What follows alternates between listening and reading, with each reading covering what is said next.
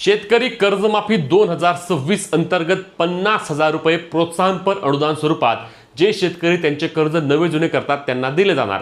मग यामध्ये नक्की कोणते शेतकरी पात्र असणार, कोणाला हे 50,000 रुपये मिळणार आणि कधीपर्यंत जमा होणार, असे अनेक प्रश्न शेतकरी मित्र विचारत आहेत। आता यातील महत्त्वाचा मुद्दा म्हणजे 23,63,000 शेतकरी यामध्ये पात्र असल्याची माहिती मिळाली आहे, ज्यांना हे 50,000 रुपये प्रोत्साहनपर अनुदान स्वरूपात मिळणार आहेत। मग हे नक्की 23,63,000 शेतकरी कोण आहेत आणि तुम्हाला हे 50,000 रुपये अनुदान मिळणार का नाही कसे समजणार, लगेच सांगतो, परंतु त्याआधी आपल्या पेजला फॉलो आणि चॅनलला सबस्क्राइब नक्की करून घ्या। तर लक्षात घ्या शेतकरी मित्रांनो, राज्यातील जे शेतकरी त्यांचे कर्ज नवे जुने करतात अशा 23,63,000 शेतकऱ्यांची यादी सरकारकडे आहे, ज्यांना हे 50,000 रुपये अनुदान द्यायचं असं सरकारने ठरवलं आहे। परंतु यामध्ये एक महत्त्वाची अट असणार आहे की तुम्हाला, म्हणजेच की या 23,63,000 शेतकरी ज्यामध्ये तुमचा समावेश असेल, कारण तुम्ही जर तुमचे कर्ज मागील 3 वर्षांपैकी 2 वर्ष नवे जुने केलं असेल तर तुमचा यामध्ये समावेश असणार आहे।